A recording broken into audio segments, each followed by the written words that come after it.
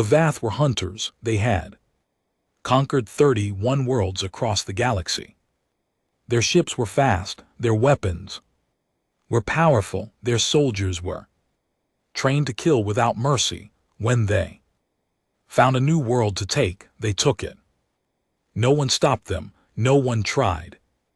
Ambassador Krell stood before the Galactic Council with confidence in his eyes. His gray skin shimmered under the lights of the great chamber. Around him sat representatives from 47 different species. Some had scales, some had fur, some had no bodies at all and existed only as light. They all watched him speak.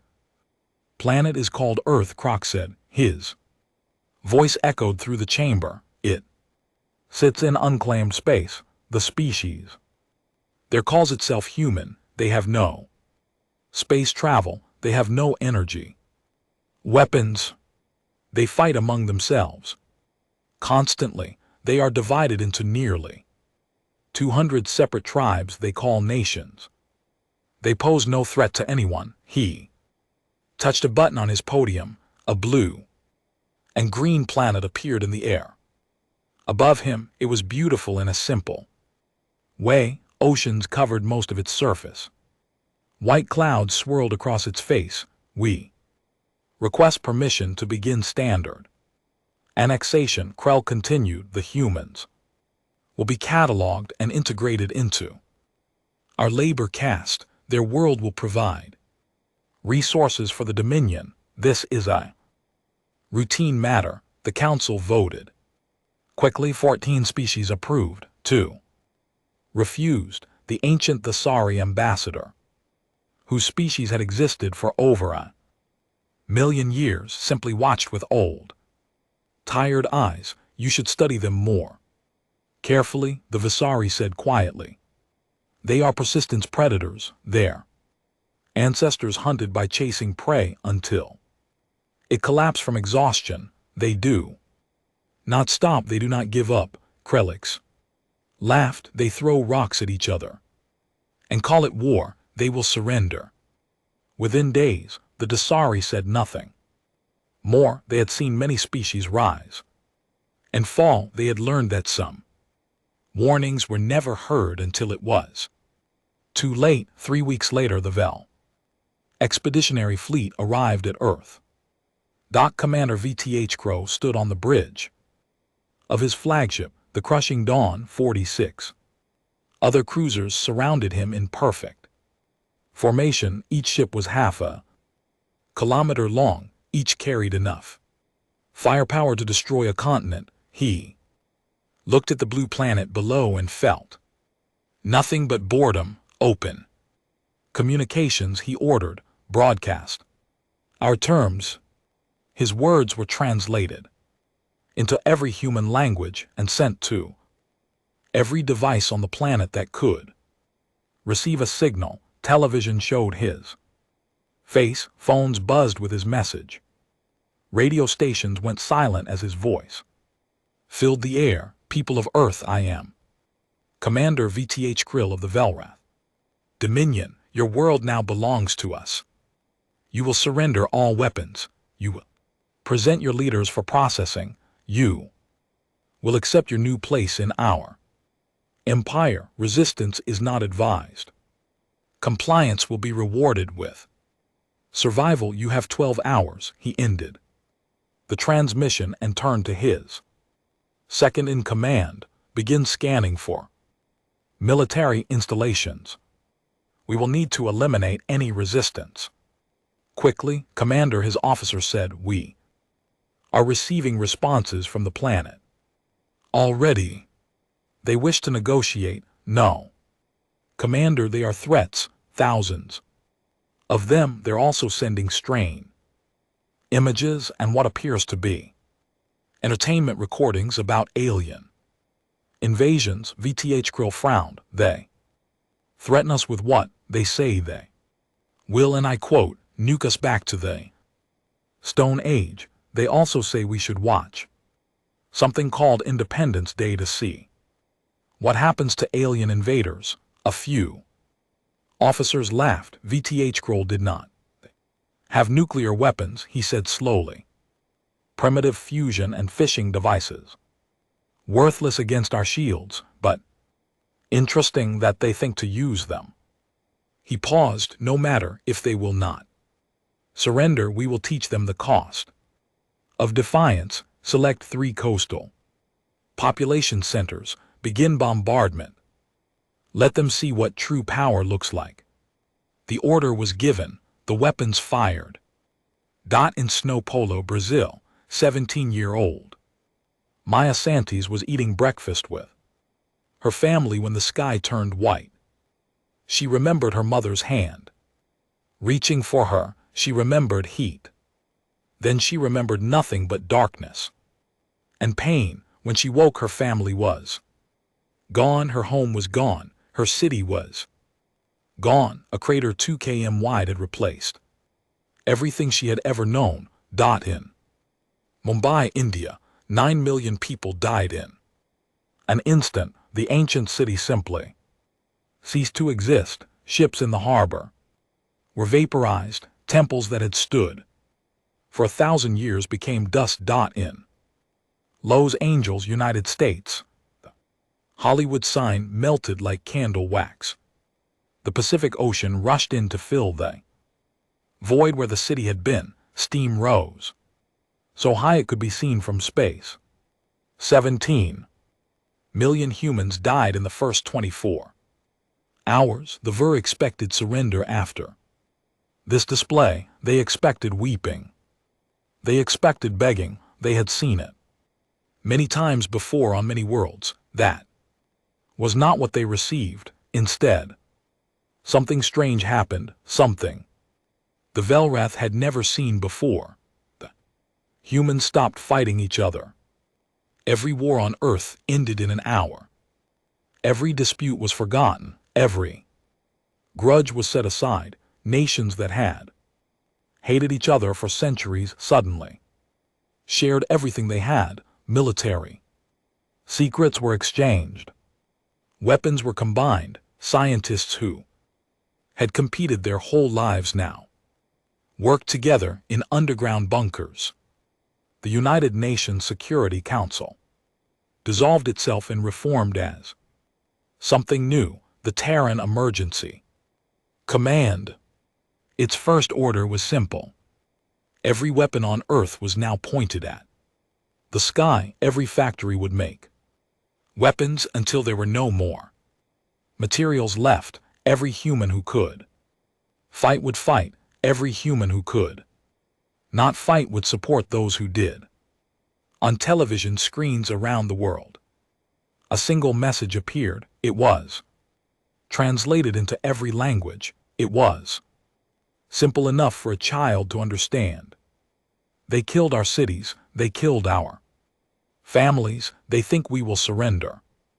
They are wrong. We will make them pay. For every life they took, we will make them remember Earth forever. We may die, but we will not die quietly. We will not die alone. If this is our end, then we will make it an end that echoes through the stars.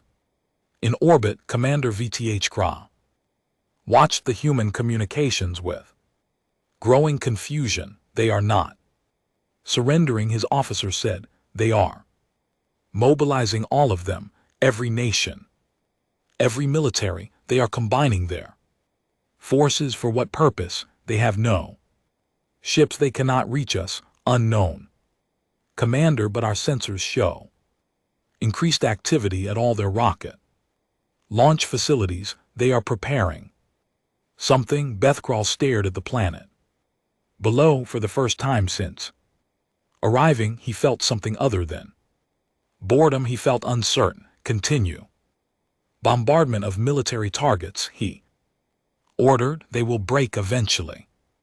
They all do.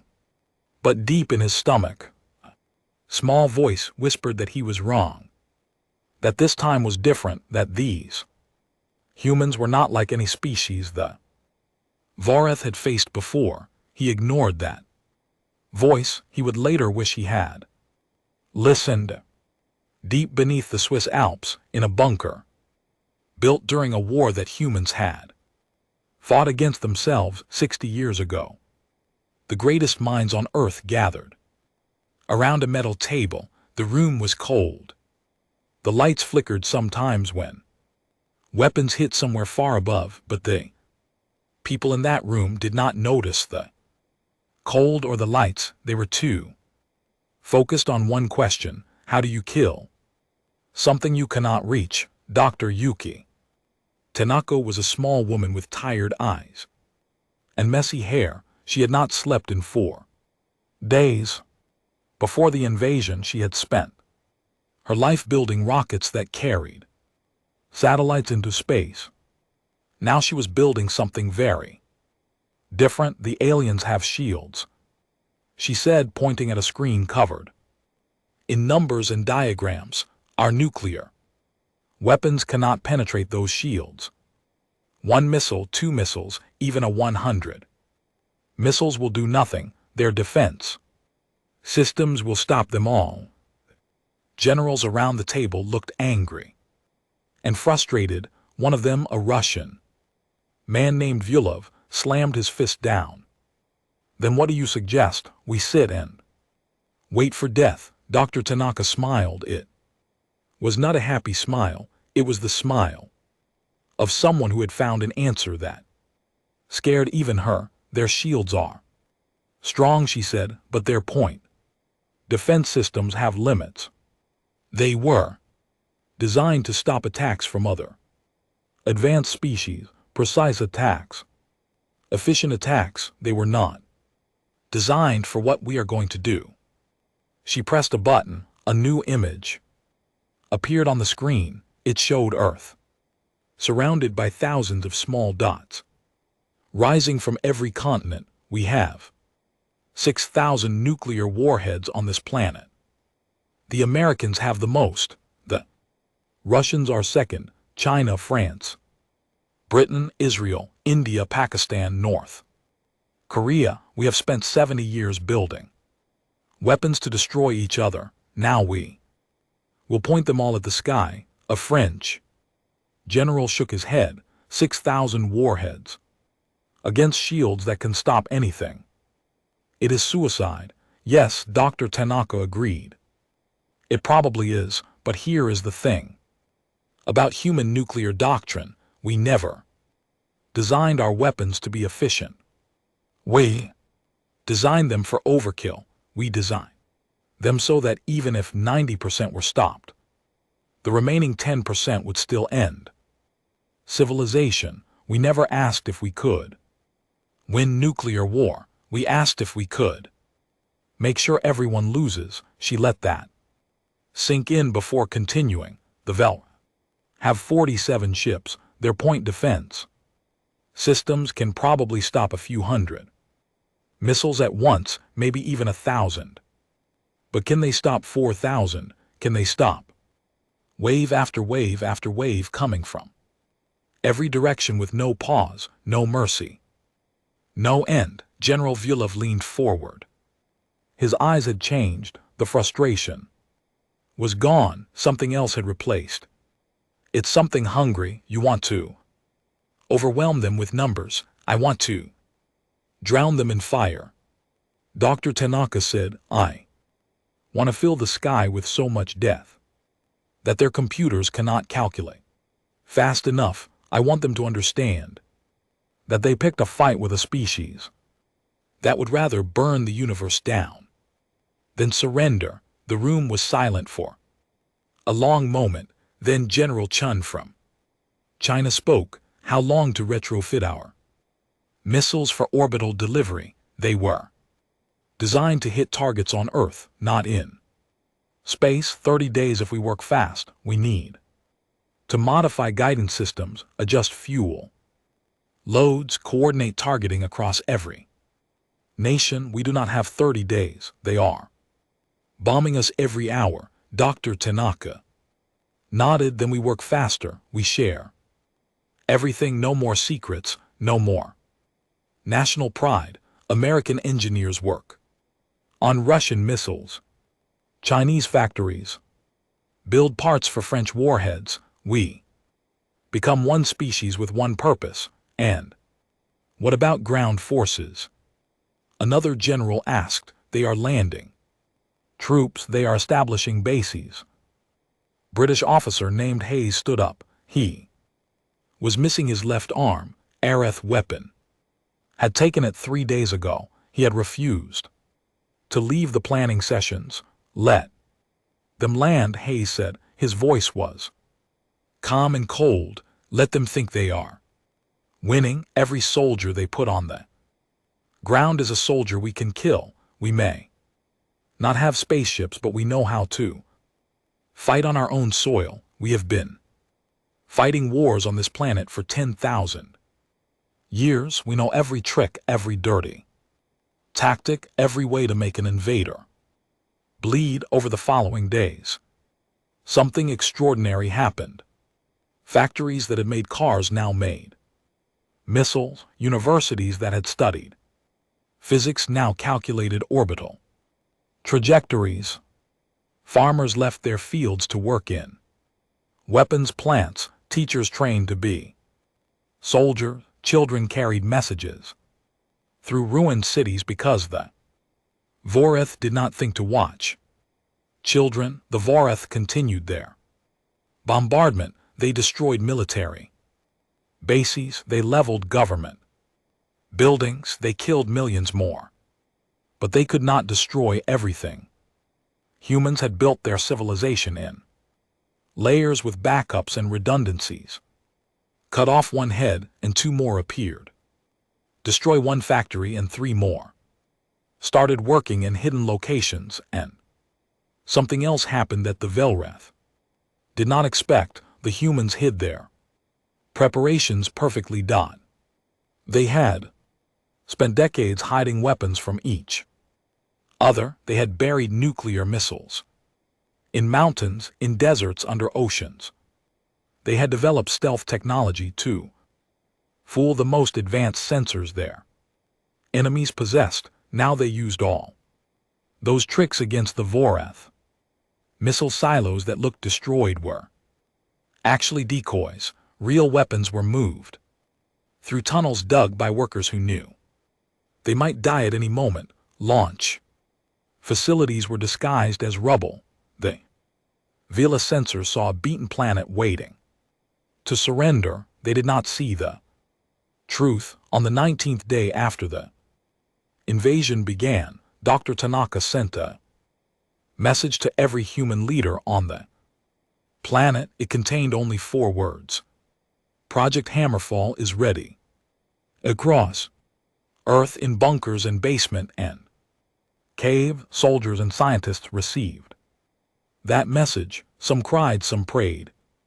Some simply stared at the sky and waited. General Vyulov stood in a command center deep under Moscow. The city above was half destroyed.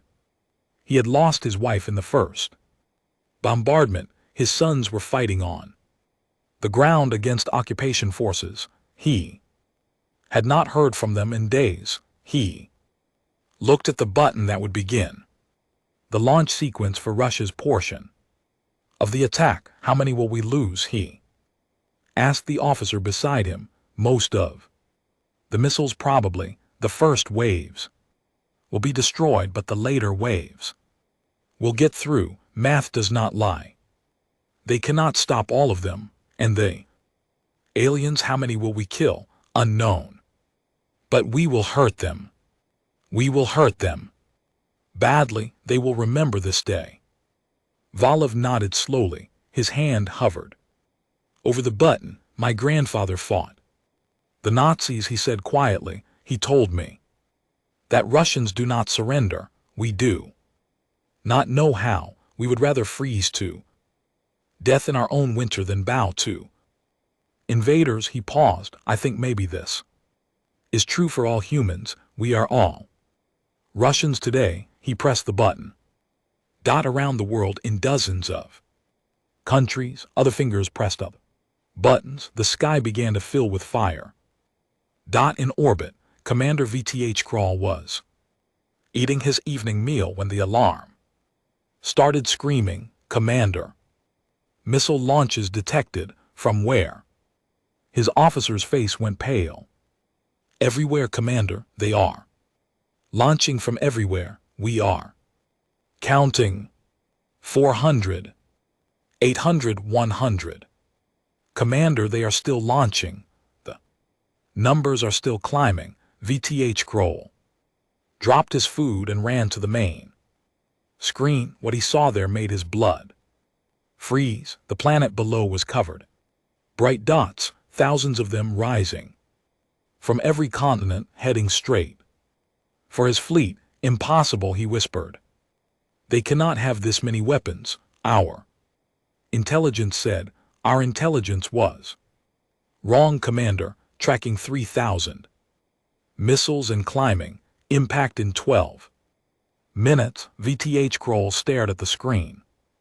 His mind could not accept what his eyes were showing him. No primitive species could do this. No one could be this desperate, this insane. But the missiles kept coming and they did not stop.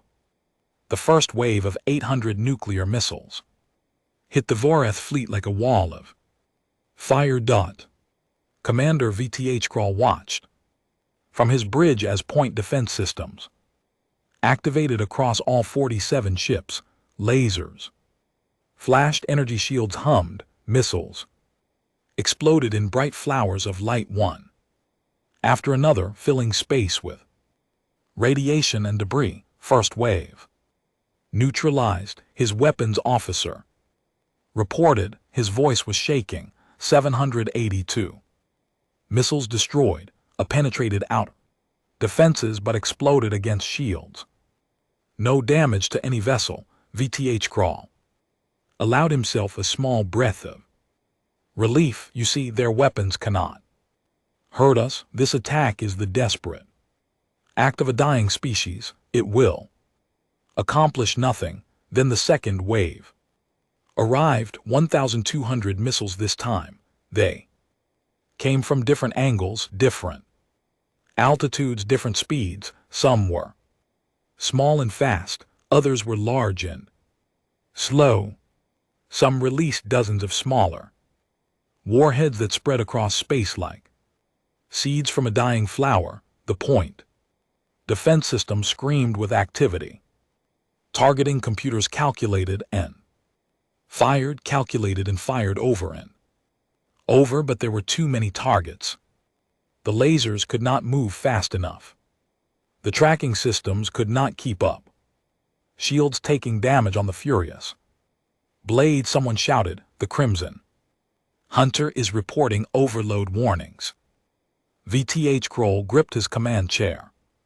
Focus fire on the largest warheads. The small ones cannot penetrate our shields. But the humans had thought of that too.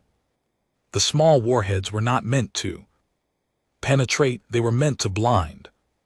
They exploded in brilliant flashes that disrupted Velra sensors. They released clouds of metal fragments. The confused targeting systems, they created chaos. Dawn, and through that chaos the third wave came. 1,500 missiles this time, and behind them the fourth wave was already rising from Earth. The cruiser Eternal Victory was the first to die. Its shields had weakened from the constant assault. A single warhead found a gap, slipped through and detonated against the hull. The explosion tore the ship in half. 2,000 Vel soldiers died in an instant, their bodies scattered across the void. No, VTH Kroll whispered, this cannot be happening. But it was happening. The humans had done something that no species in galactic history had ever attempted. They had launched everything they had, all at once, with no thought of tomorrow. They had bet their entire existence on one massive throw of the dice, and they were weighing. By the time the fourth wave arrived, 7 more cruisers were gone. The survivors were trying to maneuver to spread out to escape the endless rain of nuclear fire, but space was not big enough. The missiles followed them, adjusted course, hunted them like wolves hunting deer. Commander, we have lost 14 ships, 23 more are reporting critical damage. We cannot sustain this. VTH Kroll made a decision that no Vel commander had made in 400 years. Order all ships to retreat, jump to minimum safe distance. Now the surviving Vel vessels activated their faster than light drives and vanished from Earth orbit. They reappeared 2 light minutes away, battered and bleeding and broken. Behind them, Earth still burned with the fires of their bombardment, but the planet was not dead. The planet was fighting back, and it had just proven that it could bite. On the ground, the Velroth occupation forces had no idea what had happened in orbit. They only knew that communications with the fleet had stopped and that the bombardment support they relied on was no longer coming. Then the humans attacked. They came from everywhere, from ruined buildings and hidden tunnels and forests and mountains. They came with old weapons and new weapons and weapons they had invented in the past 3 weeks. They came with anger that burned hotter than nuclear fire. In southern France, Avarith Battalion was ambushed by farmers with hunting rifles and homemade explosives. The Voreth had energy shields and plasma weapons. The farmers had nothing but fury and desperation. The battle lasted 6 hours. When it ended, not a single Valorth soldier was left alive. 47 farmers died to make that happen. Their names were carved into stone the next day. In Nigeria, Avarath forward base was destroyed by a school teacher named Alu was in, who drove a truck filled with fertilizer bombs directly into their ammunition storage. He left behind a letter for his students. It said, only learn to fight, never surrender, remember my name. In Japan, an 80-year-old woman named Kamiko served tea to Velroth officers who had taken over her village. She smiled and bowed and acted like a perfect servant. The tea was poisoned with chemicals she had extracted from plants in her garden. 12 Elf died that night. Kamiko was executed the next morning. She was still smiling when they killed her. These were not soldiers. They were ordinary people, bakers and drivers and doctors and students. They had never held weapons before the invasion. Now they killed with a coldness that shocked even Develth. Commander VTH Kroll received reports from his ground forces with growing horror. They are not fighting like a conquered species. His general reported, they are fighting like they have nothing to lose. They sacrifice themselves to take single soldiers. Children spy on us and report to resistance fighters. Wounded humans continue fighting until their bodies give out. We kill 1 and 2 more appear. They do not surrender. They do not retreat. They simply keep coming. Then kill more of them. VTH Kroll ordered. Break their will. Commander, we have killed 300 million of them. Their will is not breaking. It is getting stronger. On the 11th day after the orbital battle, the ground forces in Europe were surrounded. They had nowhere to go.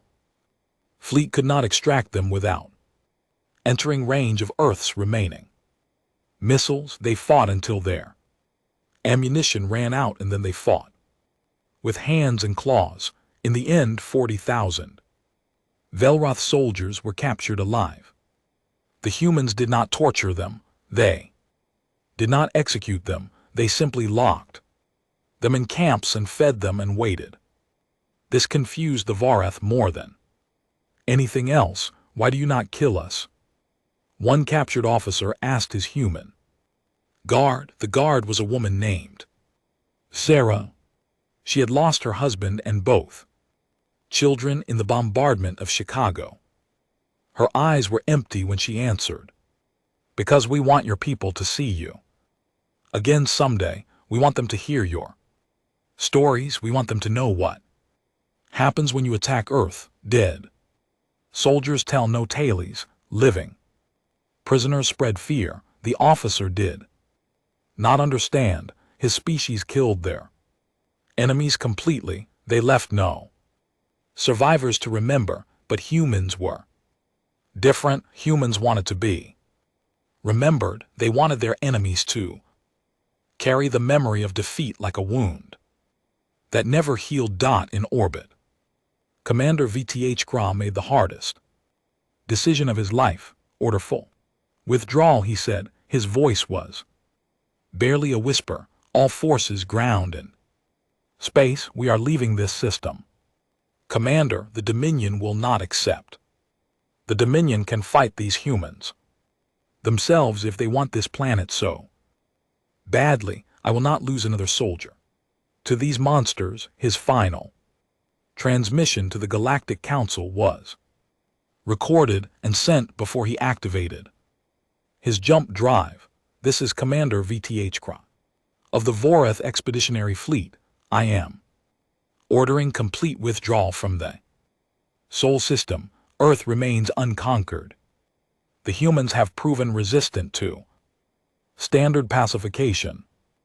I recommend immediate reassessment of their threat classification. They are not a primitive species. They are something else, something we do not have a word for, something dangerous beyond measure. He paused, and when he spoke again, his voice cracked. They threw nuclear fire at us until the sky itself was burning.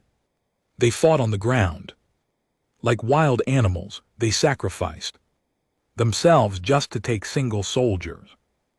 They are insane, all of them, every single one. Do not make the mistake we made. Do not wake them up. Do not make them angry, because once they are angry, they do not stop. They never stop. VH Fleet jumped away from Earth and did not return. Behind them on a wounded but living planet, 8 billion humans looked up at the sky. They had won. They had survived, but they knew this was not the end. It was just the beginning. The Galactic Council chamber had never been so quiet. 47 species sat in their seats and watched the holographic recordings play in the air above them. They saw Velreth cruisers explode. They saw nuclear missiles fill the sky like stars. They saw human soldiers charged into battle with nothing but primitive weapons and bottomless rage. When the recordings ended, no one spoke for a very long time. Ambassador Desari was the first to break the silence. The ancient being moved slowly, their body showing every one of their thousands of years, but their eyes were sharp and bright. I warned you, Vasari said. Their voice was soft but carried through the entire chamber. I told you to study them carefully. I told you they were persistent predators. Did anyone listen? No, you saw a divided species with primitive technology and assumed they were weak. The Vareth representative tried to speak, but Dari raised a hand. They threw nuclear weapons at shielded ships, not because they believed it would work, because they refused to die without making the enemy bleed. Do you understand what that means? They accepted extinction as the price of hurting us. What species does that? What species would rather burn than bow? This is madness, the Korvath ambassador said. The Korvath were logical beings, famous for their calculations and careful planning. No rational species behaves this way. Self-preservation is the first law of evolution. these humans violated. It did they, the Zari asked, or did they understand something we forgot long ago, that sometimes the only way to survive is to make your enemies fear you. More than death itself, the humans did not win because they were stronger, they won because they were willing to pay any price for victory. The Veil were not willing to pay that price, so they retreated. The chamber erupted in voices. Some called for immediate action against Earth, others demanded quarantine, a few suggested negotiation. The noise grew louder and louder until High Counselor Vithan activated the silence field. Enough, Vithan said. High Counselor was a member of the Salari, a species known for their calm judgment, but even Vithan looked disturbed. We must decide what to do about the humans. Present your proposals. The Corveth ambassador stood first. We must eliminate them before they become a true threat. They have no ships, no interstellar capability. If we act now, we can destroy their planet before they can fight back. You mean genocide? The Sari said flatly. I mean survival. You saw those recordings. You heard the Ver commander. These humans are dangerous. They are violent beyond reason. They will not forgive what we did when they develop space travel. They will come for us, all of us. Murmur of agreement rippled through the chamber. Many species nodded. The fear was spreading. Then Ambassador Calver of the Moncherie stood.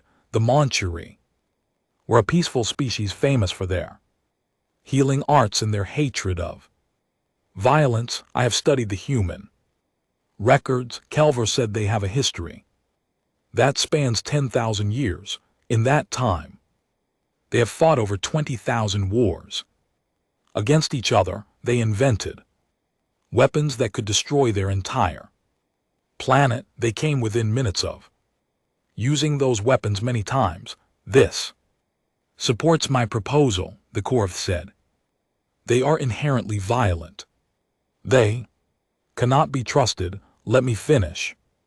Kelver replied. In all that time, despite all those weapons and all those wars, they never destroyed themselves. They always stepped back from the edge. They always found a way to survive. They created art and music and medicine. Alongside their weapons, they built hospitals next to military bases. They are not simply violent, they are complex. They are capable of both great destruction and great creation. What is your point? Vithan asked. My point is that extermination would be the worst mistake we could make. If we attack them now, we prove that we are their enemies. We give them a reason to hate us forever. But if we approach them differently, if we show them that not all aliens are like they, perhaps we can find another path.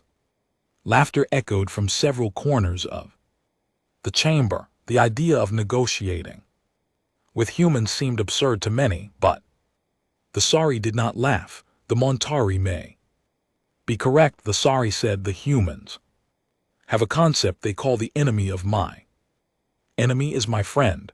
They form alliances easily, even with former opponents. Their history is full of nations that fought brutal wars and then became close partners within a single generation.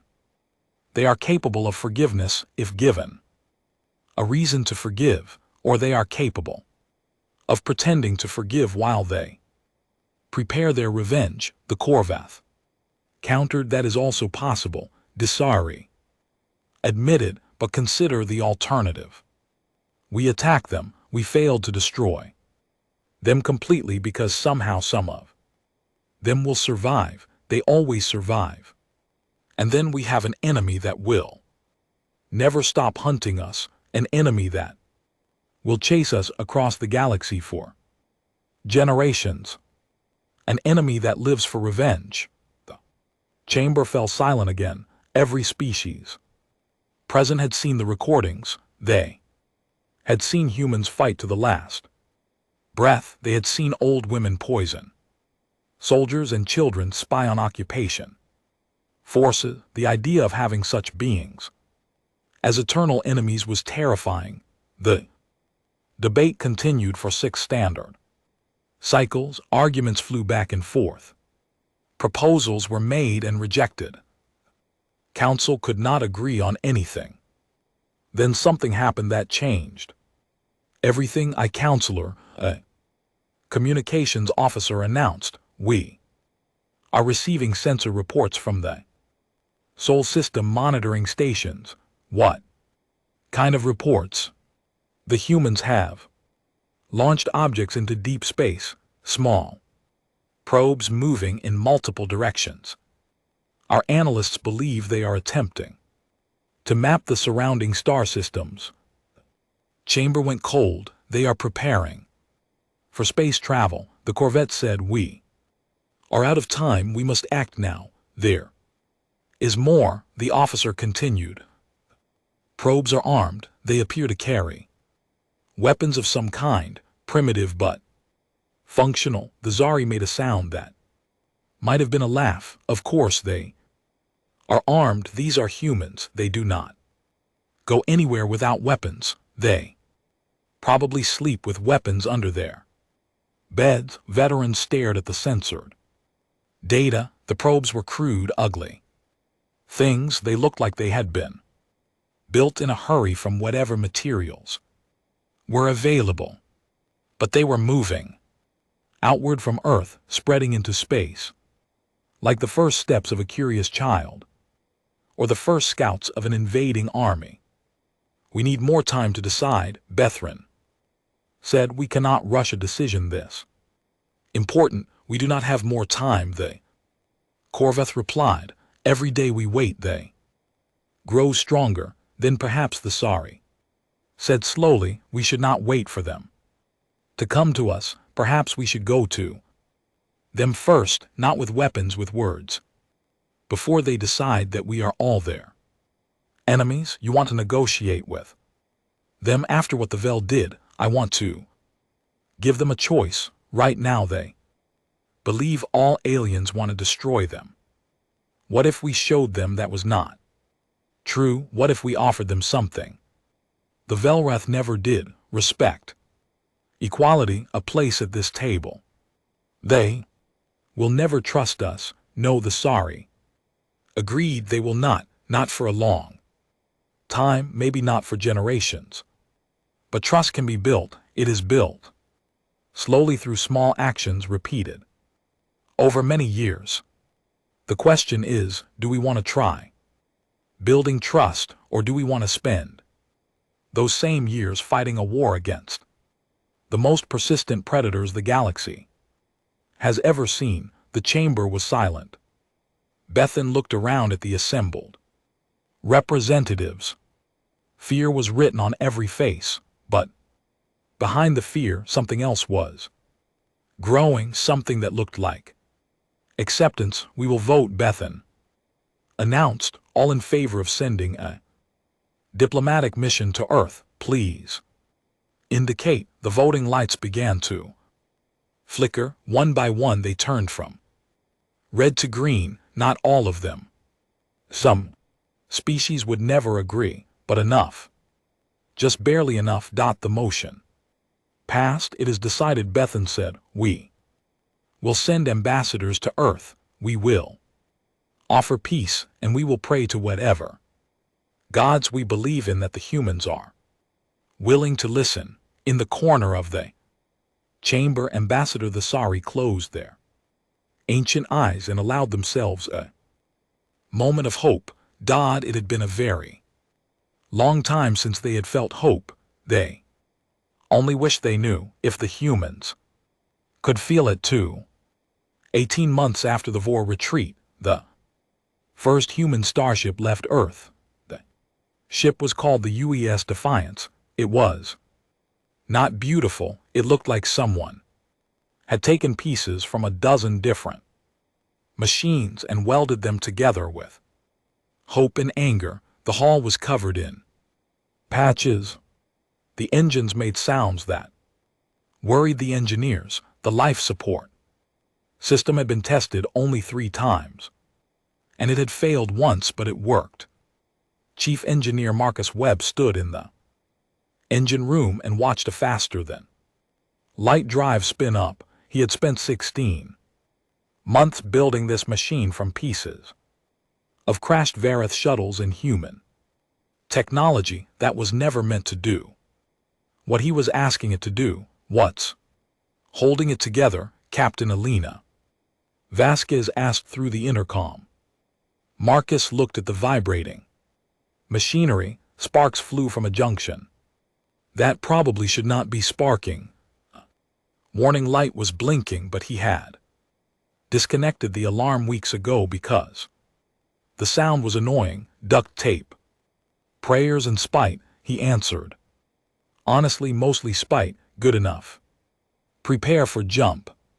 The Defiance vanished from Earth orbit in a flash of light. It reappeared 12 hours later in a star system the humans had only seen through telescopes until now. The crew looked out the windows at alien stars and felt something that their species had dreamed of for thousands of years. Thought they were not alone anymore. 3 days later, the Defiance arrived at the Galactic Council's capital station. They had not been invited. They had not asked permission. They have simply found the location and captured Vel navigation computers and gone there. The station was massive. It orbited a gas giant so large that it made Jupiter look like marble. Ships from dozens of species flew around it like insects around a hive. Light sparkled across its surface like a city in space. Captain Vasquez opened communications on all frequencies. This is Captain Alina Vasquez of the United Earthship Defiance. We are representatives of the human species. We come in peace, but we are prepared for war. We want to talk. We also want answers. We strongly suggest you provide both. The station went silent. Every ship stopped moving. Every communication channel fell quiet. For a long moment, nothing happened. Then a single voice replied. It was high. Counselor Vithan, Captain Vasquez. We have been expecting you. Please proceed to Docking Bay 7. A delegation will meet you there. The Defiance docked. Carefully, the airlock opened. Captain Vasquez stepped onto alien metal for the first time in human history. Waiting for her was a group of beings unlike anything she had ever imagined. Some were tall and thin with too many arms. Some were short and covered in scales.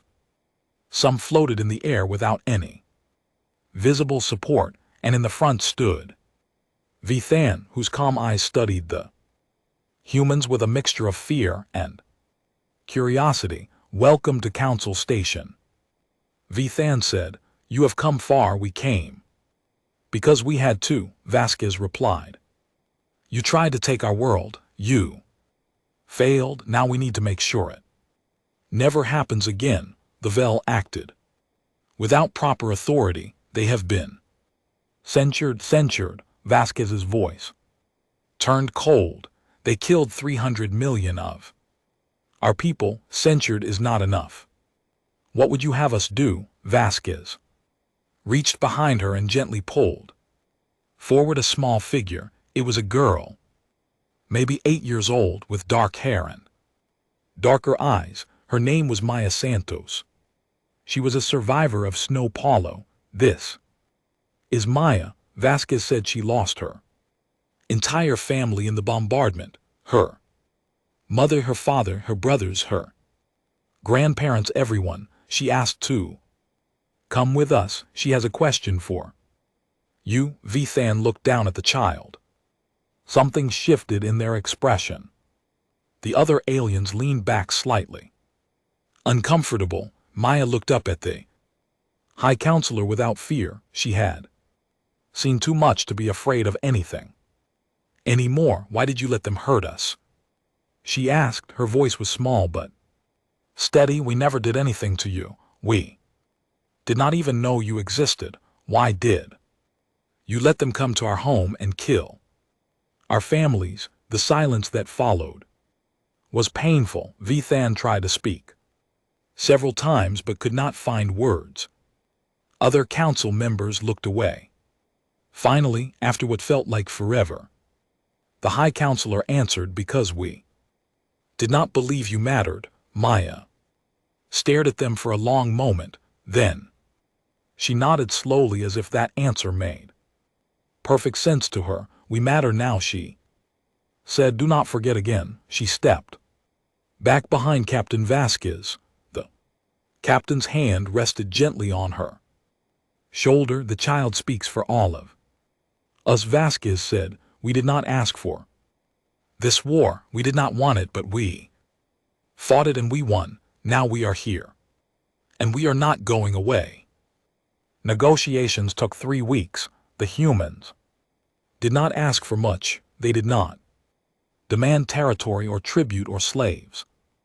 They asked for things that surprised the council: equal representation, a seat at the table, the right to vote on matters that affected their region of space, technology sharing so that they could protect themselves, mutual defense, agreements with species that wanted peace, and one final clause that made several council members very nervous. Any attack on Earth, Vasquez read from the tree document, or any human colony by any council species or affiliate will be considered an act of war against all of humanity. The response will not be proportional. The response will not be negotiated. The response will be total. You are threatening us, the Corvath ambassador said. No, Vasquez replied calmly. We are making a promise. We learned something in the war with the Varth. We learned that being peaceful does not protect you. We learned that the only thing that protects you is being too dangerous to attack. So yes, we are telling you what will happen if you try to hurt us again. We are telling you so that there are no misunderstandings, no confusion, no accidents, and if we refuse to sign this treaty, Vasquez smiled. It was not a warm smile. Then we build more ships, we make more weapons, we explore every star system within 100 light years, and we wait. We are very good at waiting. We are very good at holding grudges. We have people who still hate each other over wars that happened 1,000 years ago. How long do you think we can stay angry at you? The Corvath had no answer. Ambassador Desari was the first to sign the treaty. Their ancient hands shook slightly as they pressed their mark to the document. I warned them about you, the Sari said to Vasquez. I told them you were persistence predators, that you never stop, never give up, never forgive. They did not listen. They listen now. The Zari's face crinkled into something like a smile. They will remember for a very long time. They will remember what happened when they underestimated humanity. One by one, the other species signed. Some did it reluctantly, some did it with fear in their eyes, but they all signed. When it was done, Captain Vasquez stood before the full Galactic Council. Ma stood beside her along with the rest of the human delegation. They were small in number, but they filled the room with a presence that was impossible to ignore. 50 years ago, Vasquez said, we were alone. We thought we were the only intelligent life in the universe. Then you came and showed us we were wrong. You came with fire and death. You'd killed millions of us. You almost destroyed everything we had built over 10,000 years. She paused and looked around the chamber, but we survived. We always survive. That is what humans do. We get knocked down and we get back up. We lose battles and we keep fighting. We face extinction and we refuse to die.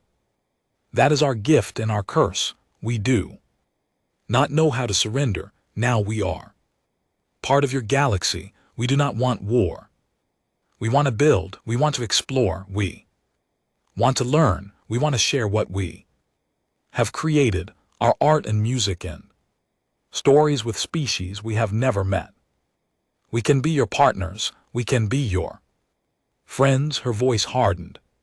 But never forget what we can be if you force us to be. Never forget the fire that filled your sky. Never forget the soldiers who died on our soil. Never forget the children who lost everything and still had the courage to stand before you and ask why. She turned and walked toward the exit. Maya walked beside her, holding her hand down at the door. Vasquez stopped and looked back one final time. Welcome to the galaxy, she said quietly. Now it belongs to all of us. 50 years later, the galaxy had changed in ways no one had predicted. Human ships traveled to every corner of known space. Human art hung in alien museums. Human music played in stations orbiting distant stars. Human food, which was often toxic to other species, became a strange delicacy that brave beings tried to prove their courage. And in the Council's Hall of Remembrance, where monuments stood for every civilization lost to war or time, a new structure had been built. It was a simple black stone polished to a mirror shine. On its surface were carved 17 million names and letters too small to read without magnification.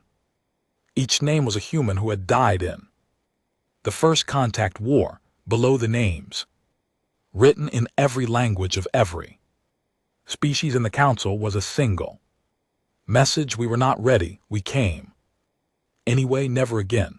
Ambassador the Sorry visited that monument every year on the anniversary of the treaty signing.